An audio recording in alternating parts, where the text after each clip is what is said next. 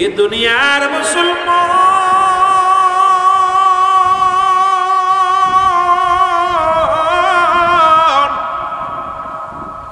হযরত ফারুক তুর্কিস্তানে চলে গেলেন। মুসলমান যুদ্ধ শুরু হয়ে গেল। অনেক অমুসলিমদের সঙ্গে যুদ্ধ লড়লেন। এরপরে তুর্কিস্তানের সেনাপ্রধান ওই জায়গার পুলিশ বাহিনীর হাতে ধরা পড়ে গেলেন। মুসলমান 3 মাস তো দূরের কথা, 6 মাস চলে গেল। 1 বছর জেল, 2 বছর জেল, 3 বছর জেল। একাধারে 1 দিন নয়, 2 দিন নয়, 27টা বছর জেল হয়ে গেল হযরত ফারুকের। জোরে জোরে চিল্লায় বলা যাবে না মারহাবা, আর একটু জোরে জোরে চিল্লায় বলা যাবে না আল্লাহু আকবার। কয় বছর? 27টা বছর জেল হয়ে গেল। 27 বছর জেল যখন খাটলেন ফারুক, বিবি পথের দিকে তাকাচ্ছে রে। তুর্কিস্তানে যারা গিয়েছিল, যদি শোনে তুর্কিস্তানে কোনো সৈন্য ফিরে আসে, যা জিগায় ভাই সাহেব আমার স্বামীর খবর বলতে পারেননি। কেউ স্বামীর খবর দেয় না। পাগলিনী মা জননী সবচেয়ে যখন খবর শোনে তুর্কিস্তান থেকে অমুক ব্যক্তি আসছে, দৌড়ে তার বাড়িতে চলে যায়। ডাকতে বলে, ভাই রে, তোমরা কি বলতে পারো আমার স্বামীর খবরটা বলতে পারো? 1 দিন 2 দিন নয়, ওরে মুসলমান হযরত ফারুকের স্বামী দীর্ঘ 27টা বছর অপেক্ষা করেছে। আর আমার মা বোনেরা 3 মাস স্বামীর থুয়া, 3 মাস যদি স্বামী বিদেশে থাকে, স্ত্রী পরকীয়ায় পড়ে যায়, মুসলমান শুনে নাও, অন্য পুরুষের প্রতি আসক্ত হয়ে যায়। 1 বছর, 2 বছর, 6 মাস না যেতে যেতে দেখা যায় 4 বছর, 5 বছর গেলে বাচ্চা থুয়া, ছেলে সন্তান থুয়া, বড় বড় সন্তান থুয়া আমার দেশের অনেক মা বোন অন্যর হাত ধরে চলে যায়, স্বামীর হক নষ্ট করে।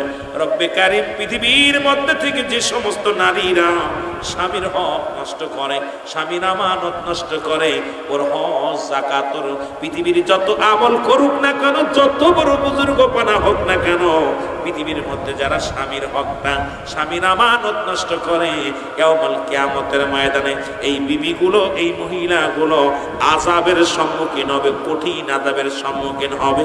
এমনকি মানুষের সামনে কঠিন হাসরের ময়দানে লক্ষ লক্ষ নয়, কোটি কোটি নয়, এইরকম অসংখ্য মানুষের সামনে তাদের বেইজ্জতি করা হবে।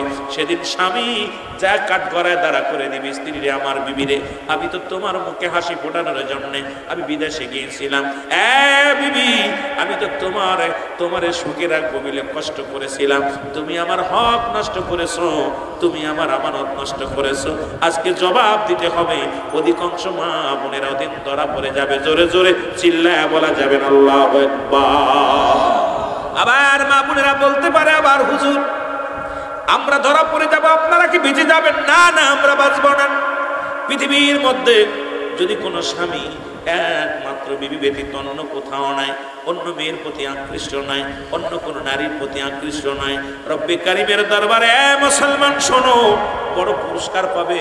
এবং যেই মহিলাগুলো যারা স্বামী তার স্ত্রীর হকগুলো আদায় করেছে, ওই স্ত্রীগুলো কিয়ামতের ময়দানে রব্বে কারীমের কাছে দাবি করবে, আর রব্বে কারীম, পৃথিবীর মধ্যে যে স্বামীটা আমাকে তুমি দিয়েছিলে, আজকে তোমার কাছে একটা মাত্র দাবি, আজকে এই না দিনে, আজকে এই দিনে আমি তার হাত ধরে জান্নাতে যেতে চাই। ওই দুনিয়ার যে স্বামীটা আমাকে দিয়েছিলে আল্লাহ, ওই স্বামীটাই নিয়ে আমি জান্নাতে থাকতে চাই। রব্বে কারীমের কাছে চাইবে, প্রথম চাটা থাকবে, আল্লাহ তুমি আমাকে জান্নাত দিছো, আমার সর্বপ্রথম চা থাকবে দুনিয়ার মধ্যে ওই হালাল করে স্বামী দিয়েছিলে, একজন ইমানদার স্বামী দিয়েছিলে, ওই স্বামীটাকে আজকে আমার এই ঘরের মধ্যে তুমি দিয়ে দাও। জোরে জোরে চিল্লায় বলা যাবে না সুবহানাল্লাহ। কোন পুরুষ তার চেহারা দেখে নাই। আর আমার দেশের মা বোনেদের যে অবস্থা, রাস্তাঘাটে ওয়াস্তে শরিয়াতের পর্দা, ওয়াস্তে কোরআনি কায়দা নাই। বাংলাদেশটা আমাদের সব মন্ত্রীগুলো মেয়ে মন্ত্রীগুলো, দেশের প্রেসিডেন্ট মহিলা হওয়ার কারণে বাংলাদেশের মহিলাদের এত বেপরদায় চলাফেরা শুরু করেছে, যাদের বিরুদ্ধে কথা বললেই দোষ। জোরে বলেন ঠিক কিনা? সবচেয়ে বড় কষ্ট তবে রুহুল আমিনটা বন্ধ করতে পারি না। রুহুল আমিন সিদ্দিকের আওয়াজ ওই ছোট্টবেলা যেরকম শুনছেন ঠিক একই রকম তুলোধুনা ধুনে যায়। কে কি করলো, কে জেল দিল, আমি আগেই বলছি দুনিয়ায় আসছি, একদিন যেতে হবে। রুহুল আমিন সিদ্দিকীকে দমায় রাখা যাবে না, কারণ মৃত্যুকে পরোয়া রুহুল আমিন সিদ্দিকী করে না। কারণ জীবন মরণ হায়াত মউত সব কিছুর মালিক কে? এগুলো দিয়া, কারণ সত্যকে সত্য বলবো, মিথ্যাকে মিথ্যা বলা, এটাই আমার অভ্যাস। কারণ সিদ্দিকী, রুহুল আমিন সিদ্দিকী একমাত্র দরবারে ব্যতিক্রম বক্তা, যেই তেল মেরে ওয়াজ করা শিখি নাই, তেল মারা এটা অভ্যাস আমার নাই। কারণ সারা জীবনে ভাবেই চলবে যতদিন বেঁচে আছে। মারহাবা বলেন। কষ্ট হয় আপনাদের? কষ্ট হয়? কত ভয় দিছে, কত বাবা মেরে ফেলার হুমকি দিছে, কত যে থ্রেট পায়। মাঝে মাঝে মা যখন শুনতে পায়, মা বাবা মাঝে মাঝে আফসোস করে, বাজার কথাবার্তা হিসাব করে বলো। মা বলে বাবা কথাবার্তা হিসাব করে বলো বাবা। আরে মা বাবা, আপনারা তো জন্ম দিচ্ছেন সার্থক, যে আমি যদি ইমান নিয়ে মরতে পারি, আর যদি বেঈমান মুনাফিক হয়ে মারা যায়, জবাব দিবেন কি? আল্লাহর কাছে জবাব দিতে পারেন। আর আমি যদি ইমান নিয়ে সত্যের পরটাল থেকে মরতে পারি, জবাব দিতে পারেন আল্লাহর দরবার, আল্লাহ আমি আমার সন্তান জন্ম দিয়েছিলাম, এই সন্তান ইমান নিয়ে মারা গেছে, ইমানের জন্য মৌতকে ভয় পায় নাই, সত্যকে সত্য বলে জীবন দেয়া গেছে, আপনি আল্লাহর দরবারে প্রাইজ পাবেন। সুবহানাল্লাহ বলেন না? আমার মতো কাজ্জাব, আমার মতো ঠকবাজ, আমার মতো ধোঁকাবাজ সন্তান আপনার কোনো উপকারে আসবে না। ইমানদার সন্তান যদি হয় আপনার কাছে লাগবে। আল্লাহু আকবার বলুন। আর একটু জোরে বলুন আল্লাহু আকবার। আমার ভাইরা, আমার বন্ধুরা, আমার 27টা বছর পার হয়ে গেল। কত বছর? 27 বছর পার হয়ে গেল। 27টা বছর পরে হযরতে ফারুক জেলখানা থেকে মুক্তি পেলেন। জেল থেকে মুক্তি হইয়া মনে পড়ে গেল বিবির কথা। আল্লাহ, ঘরে একমাত্র বিবিকে রেখে এসেছিলাম, না জানি বিবি অন্য পুরুষের সঙ্গে চলে গেছে, না জানি বিবি আমার অপেক্ষা আছে, না জানি রব্বে কারীম বিবির গর্ভে তো সন্তান ছিল 3 মাসের, না জানি ছেলে হয়েছে, না জানি মেয়ে হয়েছে। আবার চিন্তা করে, দূর, আমার বিবি আমার জন্য অপেক্ষা করবে 27টা বছর ভাবতে পারি না। কারণ আমার বিবি তো 27টা বছর পার হয়ে গেল আমার তার জীবন থেকে, এখন আমার অপেক্ষায় থাকতে পারে না। সে নিশ্চিত অন্য কোনো স্বামী ধরেছে, অন্য কোনো সংসার করে, না জানি সে মারা গেছে, না জানি কি হয়েছে। এইটা কল্পনা জল্পনা করতে করতে 27 বছর পরে ফিরে আসলেন ফারুক দেশে। এসে যখন মুসলমান এসে বাড়ি বাড়ি ঘোরা শুরু করলো, নিজের বাড়িটা হারিয়ে ফেলেছে। 27 বছর আগে যেরকম বাড়িটা রেখেছিল এইরকম বাড়ি নাই। কারণ হযরতে ফারুকের যে সন্তান তখন জগৎ বিখ্যাত একজন আল্লাহর মাহবুব বান্দা, জগৎ বিখ্যাত একজন পণ্ডিত, নাম হলো হযরতে রাবেয়া। তখন তৎকালীন জামানায় ইনি হলো ইমাম মুসলমান শুন ইমাম মালিকের, যিনি ইমাম মালিক তার উস্তাদ, তার নাম হলো হযরতে রাবেয়া। জোরে জোরে চিল্লায়া বলা যাবে না সুবহানাল্লাহ? কোথায় বাড়ি? যে বাড়ি, বাড়ি বাড়ি ঘরে, কোথায় আমার বাড়ি? এ মুসলমান শোনো, হঠাৎ মুসলমান, ওদিন ছিল জুম্মার নামাজ, জুম্মার নামাজের খুতবা দেয় হযরতে ফারুকের ছেলে, নাম হলো হযরতে রাবেয়া। ফারুকের ওই দিন জুম্মার নামাজ পড়ার জন্য মসজিদের মধ্যে গেলেন। এত সুন্দর আলোচনা করে, আল্লাহর কাছে ফরিয়াদ করে, আল্লাহ আজকে যদি আমার ছেলেটা বেঁচে তো, আমার যদি ছেলে হতো, আমার বিবি, আমার ছেলে হয়তো এইরকম বড় আলেম হতো। মনে মনে কয়, মনে মনে কয়, কথাগুলো বললে হয়তো হুজুর বলবেন, ওই শিয়াবের বাবা আমারে হাতের মধ্যে দিয়ে মাদ্রাসায় বলেছিল, দাদু ভাই জীবনে কিচ্ছু চাই না তোমার কাছে, আমার শিয়াব যেন বড় আলেম হয়, আমার শিয়াব যেন যেদিন বক্তা হবে, যেদিন মাঠে ময়দানে আলোচনা করবে, সেদিন আমি গর্বিত, আমি তোফাজ্জেল, সেদিন তোমার জন্য প্রাণ করে দোয়া করবো দাদু ভাই, যেদিন আমার সন্তান আত্মসী দরবারে দাঁড়ায় দাঁড়ায় ওয়াজ করবে। আজকে বাজানে মাঝে মাঝে ওরে গালিগালাজ করতাম, রাগারাগি করতাম, যখনই দেখতাম একটু উল্টো চলে রাগারাগি করেছি, ও ফেলি যেও না, এ ফেলি চলো না, এ ফেলি চলতে হবে। কারণ প্রতিটা বাবা মার স্বপ্ন থাকে সন্তান যেন মানুষের মানুষের মতো মানুষ হয়। জোরে বলেন ঠিক কিনা? হযরত ফারুক দোয়া করে, আল্লাহ যদি এই সন্তান যদি আমার হতো, কতই না আমি ভাগ্যবান হতাম। এত বড় আলেম, লোকজনের জিজ্ঞাসায়, ভাই এই আলেমটা কে গো? কয় এই জামানার বড় আলেম, উনি অনেক আলেমের উস্তাদ, ওনার নাম হলো হযরতে রাবেয়া। জোরে জোরে চিল্লায়া বলা যাবে না মারহাবা? বাবারে বাবার নাম কি কয় শুনেছ? ওর বাবার নাম, ওর বাবার নাম হলো হযরতে ফারুক। সুবহানাল্লাহ বলে। ফারুক চিন্তা করে আমার নামের সঙ্গে নাম মিলে যায় রে। তবে 3 মাসের গর্ভবতী সন্তান রেখে গেছিলাম, এই সন্তান এত বড় হবে ভাবতে পারি নাই। হযরত ফারুক চিন্তা করে, আল্লাহ কি চিন্তা করি, না জানি মেয়ে হয়েছিল, না জানি ছেলে হয়েছিল। আবার চলে গেলে নদিন ঘোরাঘুরি করে সন্তানের মায়া, প্রতিটা বাবা মায়ের অন্তরের ভিতরে সন্তানের কত মায়া এটা বুঝতে পারি এখন বাবা হয়েছে। আগে বুঝতাম না বাবারা যে এমনই হয়, মারা এমনই হয়।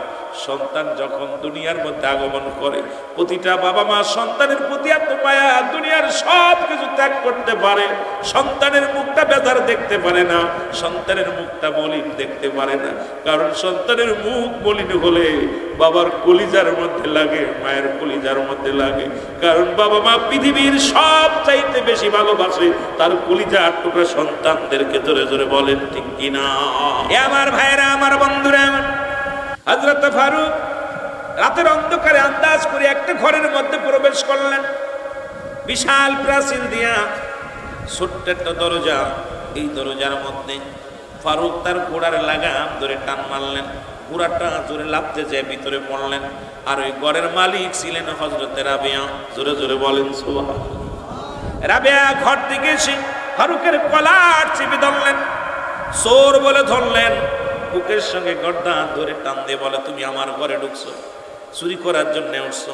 ফারুক বলে, বাবা রে আমি চোর না, বাবারে আমার কলারটা ছেড়ে দাও, হাতটা ছেড়ে দাও। বলে, আপনি নিশ্চিত চোর? এত রাত্রে কেন ঢুকলেন ঘরে? বলে, বাবারে আমি মনে করেছি এটা আমার বাড়ি, এই জন্য আমি ঢুকেছি, ভুল হয়ে গেছে।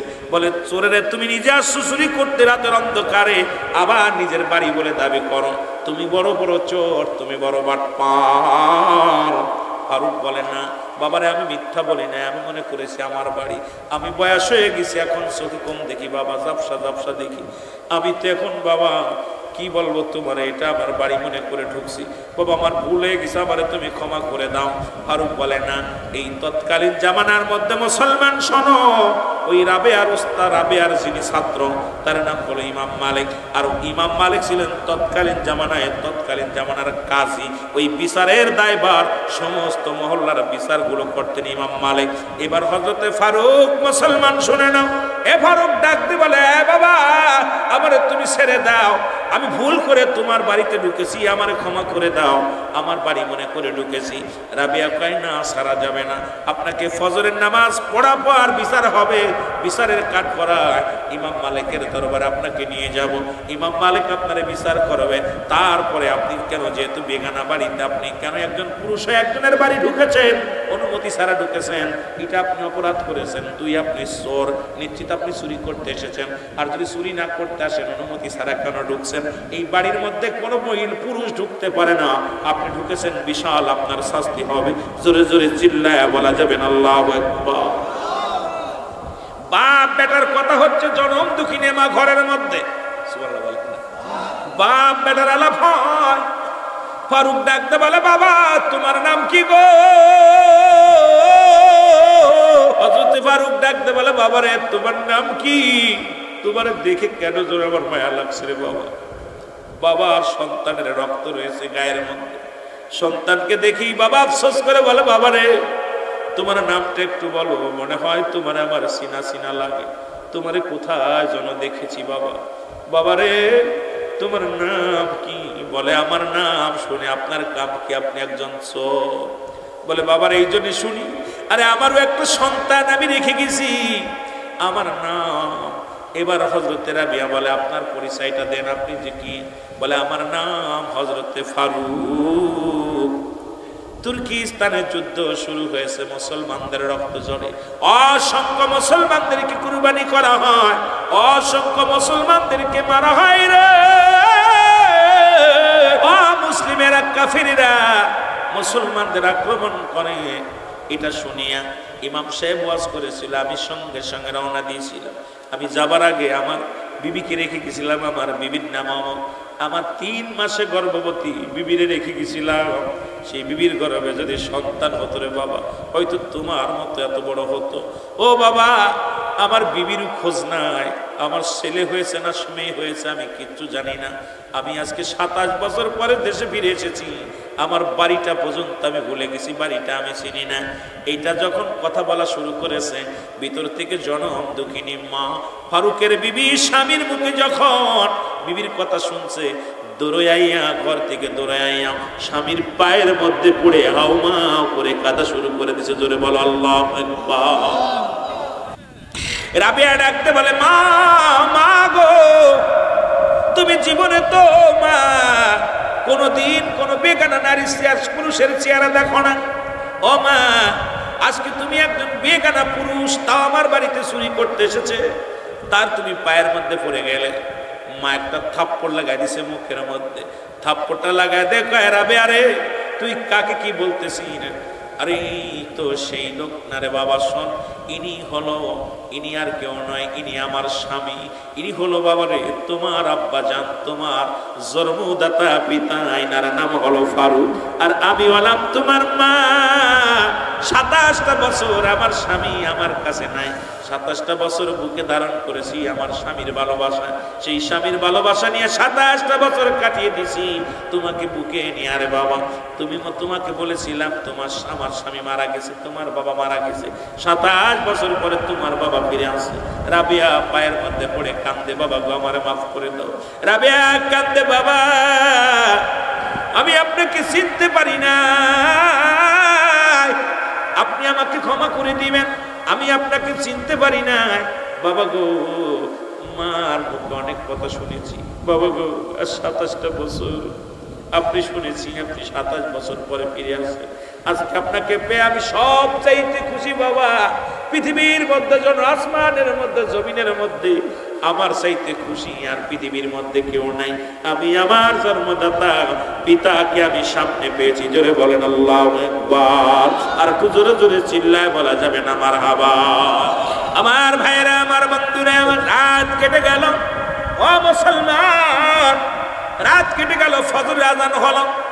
রাবিয়া মসজিদের ইমাম, তৎকালীন জামানায় বড় ইমাম, বড় মসজিদের ইমাম।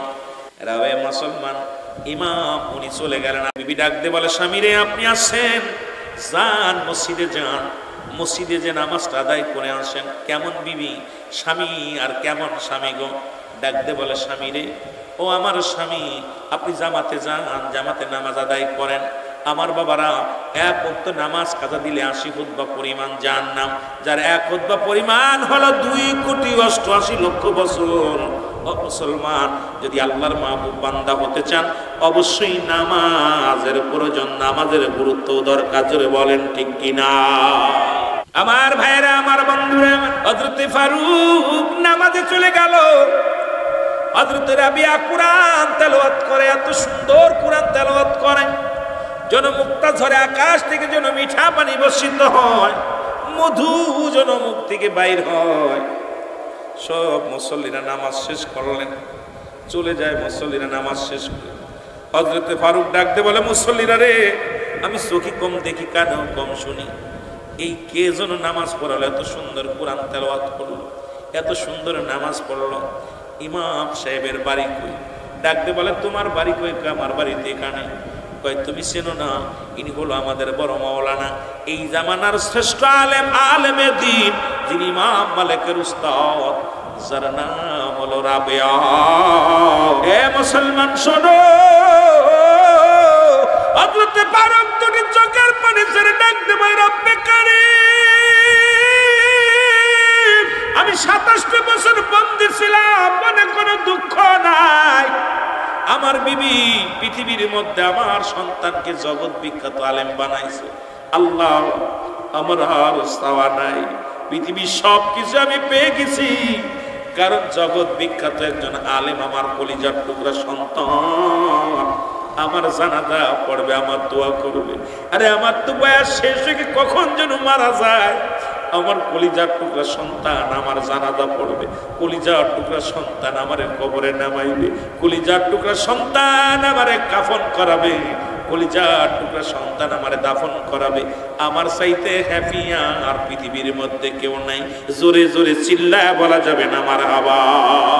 এ এ মুসলমান, গভীর মনোযোগ, নামাজ শেষ করে চলে আসলেন। হযরত ফারুকের বিবি ডাকতে বলে, স্বামী আপনার সঙ্গে কিছু বোঝাপড়া আছে। কি?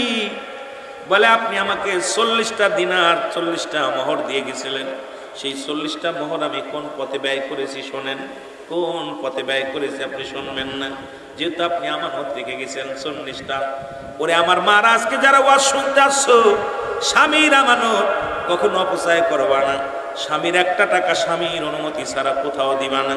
স্বামীর অনুমতি ছাড়া ভিক্ষা পর্যন্ত কাউকে দিবা না। স্বামীর অনুমতি ছাড়া কাউকে দান ধ্যান করবা না। স্বামীর অনুমতি নিবা, কারণ স্বামী একজনকে যদি 1 কেজি পেঁয়াজ দিতে হয়, 10টা টাকা দিতে হয়, স্বামীর অনুমতি নিয়ে রাখবো। আমার প্রাণের স্বামী, কোনো ভিক্ষুক যদি আসে আমি তারে 1 মুঠা চাউল দিব। কোনো মানুষ যদি আসে আপনার আমানত আমি 1টা টাকা দিব, 10টা টাকা দিব। খবরদার খবরদার, স্বামীর অনুমতি ছাড়া পৃথিবীর কোনো মা বোনেরা আমার স্বামীর আমানতটা আপনি নষ্ট করতে পারবেন না। আমার বাবারা, আমার ইচ্ছা মতো খরচ করো। স্বামী বিদেশে থাকে, টাকা পাঠায়, ইচ্ছা মতো বন্ধু বান্ধব নিয়ে উড়াও। আল্লাহর দরবারে জবাব দিবা কি? জবাব দিতে পারবা না। জোরে জোরে চিল্লায় বলা যাবে না আল্লাহু আকবার। এ নারুয়ার মারা, গিকুমলার মারা, স্বামীর থেকে অনুমতি নিয়ে রাখবেন যে আমার স্বামী, আমি মানুষকে দান ধ্যান করতে চাই, আপনি আমাকে একটু সুযোগ দিবেন। আপনার ইনকামের টাকা, আপনার আমানত, এটা আমি 10 টাকা দিব, 5 টাকা দিব, যদিও আপনি অর্ধঙ্গিনী, অনুমতি নিয়ে রাখবেন। সুবহানাল্লাহ বলেন না? অনুমতি নেয় না। অনুমতি না নিয়ে খরচ করলে হয়তো স্বামী কিছু বলবে না, স্বামী হয়তো আপনাকে ভালোবাসে, মায়া করে, কিছু বলবে না, কিন্তু মনে মনে চিন্তা করে কি রে। এ আমার ভাইরা, হযরত ফারুকের বিবি বলে, স্বামীরে আপনি 40টা মোহর আমাকে দিয়েছিলেন, সেই মোহরগুলো আমি কিসে ব্যয় করলাম শুনে না। স্বামী ডাক দিয়ে কয়, বিবি রে আমার আর তোমার হিসাব দেওয়া লাগবে না। পৃথিবীর মধ্যে এত এত দামি মোহর তুমি উপহার আমারে দিছো। ও আমার বিবি, শুনে নাও শুনে নাও, তুমি আমার কলিজার টুকরা সন্তানকে জগৎ বিখ্যাত আলেম বানাইছো। এর চাইতে পৃথিবীর আর কি পার আছে রে আমার স্বামী। ও আমার বিবি, আর তোমার কাছে আমি আর কোনো তোমার কাছে কিচ্ছু চাই না। তোমার 40টা মোহরের কিথায় খরচ করলে জানতে চাই না। তুমি আমার যে এত দামি মোহর আমার উপহার দিছো, যা পাইয়া আমি সব চাইতে বেশি খুশি হয়েছি। আজকে মনে পড়ে যায় কথাটা বলতে, আমার আব্বা এখানে হাজির। আমার বাবা মা বারবার বলতো, বাবা রুহুল আমিন রে, তোর ইনকাম খাওয়া লাগবো না, আমার জানাজাটা পড়বি, আমার দোয়া করবি। বাবারও একটা দাবি ছিল, বাবা বলতো, বাজান রে, আমার অন্য ছেলেরাও স্কুলে পড়ে, তারা যদি 60 গায়ে দেয়, তুমিও যদি 60 গায়ে দাও, তাহলে তোমার তো স্কুলে পড়ায় ভালো। মা বলতো, বাজান রে, বাজান তোর কাছে অনুরোধ করি, আমি যত তোর প্রয়োজন হলে আমরা ভিক্ষা করে খাওয়াইব, কোনো দুঃখ নাই, তবে আলেম হবে, আমাদের জানাজা পড়বি, দোয়া করবি। এইরকম প্রতিটা বাবা মার স্বপ্ন থাকে না আমার বাবারা। এই জন্য আমি আপনাদেরকে বলে যাই, এমন সন্তান বানান যে সন্তানগুলো আপনার জানাজা পড়বে, যে সন্তানগুলো আপনার কবরে রাখবে, যে সন্তানগুলো আপনার জন্য রব্বে কারিমের কাছে প্রার্থনা করবে। রব্বে কারিম এত খুশি হয়ে যাবে, খুশি হওয়ার পর আপনার জন্য জান্নাতের দরজা খুলে দিবে। জোরে জোরে চিল্লায় বলেন মারহাবা। সন্তানের প্রতি 14টা হক থেকে যায়। কয়টা হক? 14টা হক।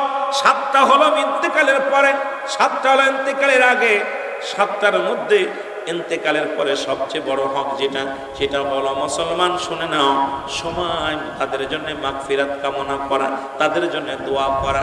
1 নাম্বার তাদের জন্য মাগফিরাত কামনা করা, 2 নাম্বার তাদের জন্য দোয়া করা।